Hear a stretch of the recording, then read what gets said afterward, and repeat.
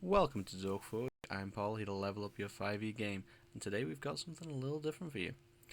Now, mounted combat's always been a bit difficult to pull off in 5e with a lot of DM buy-in.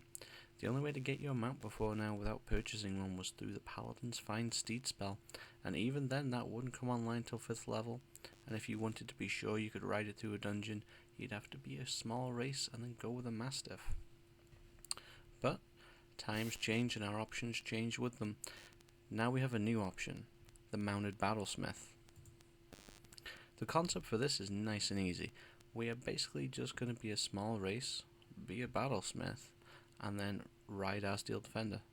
The higher AC and hit points of our defender makes it a more viable mount, and it gives us a nice defensive option with its pounce, allowing us to impose disadvantage on one melee attack towards us per round.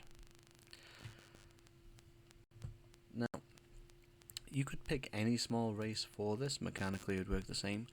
Because we are using point buy to make this the most applicable build we can, we have gone for a gnome. But if you're rolling for stats, or you don't mind taking that little bit of a hit in intelligence progression, both halflings and goblins make great mounted options as well. Now the highlights of this are, even though you're small, so you have a 25-foot movement speed, you're going to get higher mobility as your steel defender does have 40 feet. You're going to get a lot of defensive options. Between our feat choice, our subclass, and our little steel defender's defensive pounce, we're going to have a lot of ways to defend ourselves from all those mean goblins that are jealous we're now taller than them, technically. It's going to be the normal high utility you can expect from an artificer, and let's be honest, you're not doing this so that you can be the most high damage, the most effective healer, the most utilitarian build. You're doing this because it looks cool. There's no shame in that. It does look cool. Now, moving on to your go-to strategy, we'll be using a spear instead of a lance. If you want to go for more of a techno knight kind of thing, then a lance is a perfectly acceptable choice for a mounted character. However, we're going to go with a spear that we're going to use our returning weapon infusion on. That's going to allow us to seamlessly move between melee and limited range combat without taking any penalties really, as long as we stay within our normal range. So we're going to be running in and out. If we have anybody within 5 feet of us, our steel defender can take a bite out of them. Or if they're a little bit further away and we're a little bit higher level, we can have our homunculus take a little bit of a pew-pew action towards them. So, taking a look at what you can expect from this build, at level 11, when we Nova, we'll be using Arcane Jolt and our Steel Defender's Force Empowered Rend, which is a mouthful, and it will be bolstered by the Gauntlets of Ogre Strength. Also a lot to say. Can you tell I've recorded this more than once? Assuming all attacks hit and average damage, our Nova's going to be a whopping 40.5 damage. That's not a lot, let's not beat around the bush here. But at the same time, you're not a damage orientated character, so that's not bad, and you have the flexibility to turn that Arcane Jolt damage into Arcane Jolt healing, which is always nice.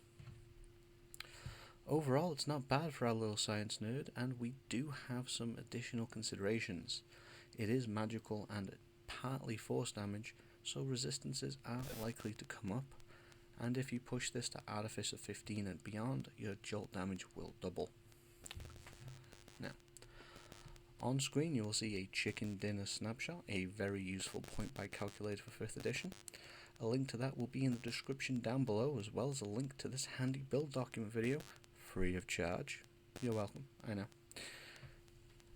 Now, again, we've gone for a gnome, and we've chosen a rock gnome purely for flavour. The rock gnome has a built-in feature called the Artificer's Law, which gives us a lot of tasty...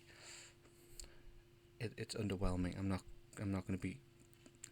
The rock gnome's really underwhelming in terms of features, but it is really flavourful. You can be a deep gnome if you want to add more casting, and you can take that that Smurf magic feat if you wanted to go for a little bit more casting than the third caster chassis of the Artificer grants you. Skills wise, this is not a how-to build, so you know how we roll over here at Dorkforge. You pick whatever skills you want to. Stealth is always good, and acrobatics is good for some rodeo-style tricks. If you fall off your defender mid-combat, people will laugh, and they deserve to. Recommended spells and infusions. Returning weapon is our bread and butter. It's going to allow us to mix up that little bit of ranged and melee without having to change weapons or switch to spellcasting. Gauntlets of Ogre Strength, when we get to a level we can actually grab them, that is, will be a nice benefit to our Steel Defender's stats. Bag of Holding, always useful, always abusable. I didn't say that last part. You can't blame your DM actions on me. Enhanced Defense. If you don't want more AC, then I suppose I can take an hour out of my time. We can sit aside, we can have a chat about why you're wrong, and then move on with our lives. Now, mending, I wouldn't necessarily recommend mending normally for a battlesmith. You get so few cantrips as an artificer, but I feel since you're so intrinsically linked to your Steel Defender in it's your mount, I feel that you should really take mending. And it's not really so cool when people pass you in a wagon on the road and you're at the side of the dirt track repairing a mechanical panther. That's less bad boys, more sad boys. Now, when you get to second level spells, Aid is fantastic. It's going to give you and your Steel Defender more hit points. And a party member, I guess, because you're not a jerk and it affects 3 creatures. Primarily that second point. But hey, you might be less of a jerk than me. Warding Bond can be helpful. You're going to get more AC and you're going to be able to share hit points. But where this really shines is in tier 3 play, when you can use a spell storing item so that your Steel Defender is actually taking the damage for you and you get the bonus. Now, Long Strider is a great non-concentration out of combat buff. Going to turn your 40 feet of movement into 50. That can always be useful, and Fast and the Furious did teach us that nitrous is cool, kids. Moving on to our level progression and play advice. 1 to 5, we're going to treat it like a fighter and power straight 5 levels of Battlesmith. You need that extra attack, and those second level spells are tasty. Level 1, we can start off, you can use any simple weapon you want, I guess, but like crossbow or offensive cantrip seems the most reasonable start. Level 2, we'll get our infusions. Enhanced weapon like crossbow seems a good option. Otherwise, enhanced defense on our medium armor seems a solid second choice. Level 3, that time we've been waiting for. We finally got our driver's license, I mean subclass. Time to switch to our enhanced weapon to a returning weapon, and we can start using the spear from the back of our Steel Defender. Who's slow now, you medium-sized freaks? ASI time, we'll take the fadeaway feat. Now, I thought this was actually pretty cool, and probably one of my favourite parts of this build. You're still going to get the normal intelligence progression, but you're also going to get the neat ability to turn invisible when somebody hits you, because then nobody can see you cry. Level 5, it's time to get extra attack and our second level spells. You are going to get a proficiency bonus increase here from 2 to 3. Remember, since you have your Steel Defender, you are going to need to track what increases and when with your proficiency bonus. Level 6, and it's time to hit the gym. We're going to be taking a level of fighter for the dueling fighting style. That's going to bump our damage and make it more reliable than trying to two-hand our spear all the time. And second wind is a nice little increase in our healing. Level 7, we're going to hit those books again. Pick up tool expertise and gain another infused item. Bag of holding? Book bag of holding? I should have prepared a better pun for that. Level 8 and a big bump to our defenses with Flash of Genius. Now when we pick this up we will get 4 uses of a +4 bonus to either ourselves or a party member. That's a really nice flavorful defense option, and you should take advantage of it wherever possible. Level 9 we're going to get another ASI, ramping our intelligence to 5, because staying in school pays off. Our proficiency bonus goes up again. Remember to tell your dog that. and level of 10 is going to give us Arcane Jolt. And 3rd level spells. I really just want 3rd level spells because Tiny Servant's neat and you can make these bunch of cute little constructs running around. But Arcane Jolt's useful, and we've got something useful pretty much every level so far, right? Quick sidebar, this something useful every level is hell for a builder.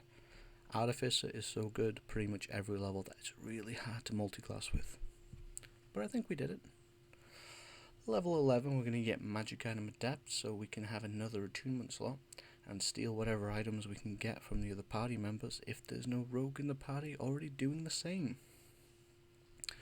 We'll also unlock the next table for Replicate Magic Item, so Gauntlets of Ogre Strength can be our Steel Defenders. Level 12 is Spell Storing Item time. For ease of use, you can turn your Spear into your Spell Storing Item. Mirror Image and Invisibility are great choices, but if you want an offensive choice, Shatter is solid as well. Level 13 and the final guided level. It's another ASI, why not grab some riding lessons and pick up Mounted Combatant?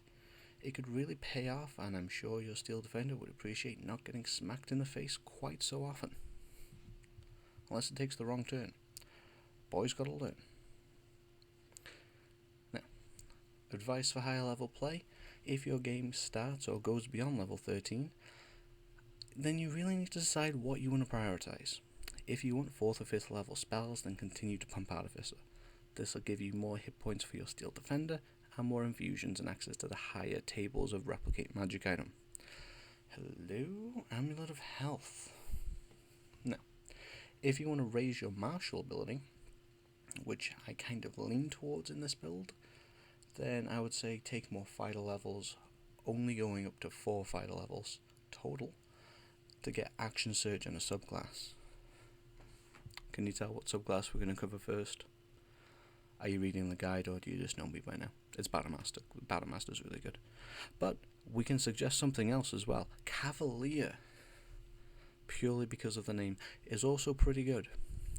But if you go Cavalier, consider taking those gauntlets away from your Steel Defender, who you did find out leaked oil on the rug again. Yeah, looks guilty, doesn't he? And use those gauntlets for yourself. This is because the Cavalier's Unwavering Mark attack does actually scale off of your strength modifier. If your group expands beyond the official material and you can access the 2020 version of Bloodhunter, then that will allow you to add a bit more damage to your build, and the mutant would let you push your int way beyond 20. But that's all we have this time. So, like this video, tell us what you thought down below. Don't forget to subscribe to the channel. Hit that notification bell to level up your 5e game. I've been Paul, and we will see you next time at the Forge.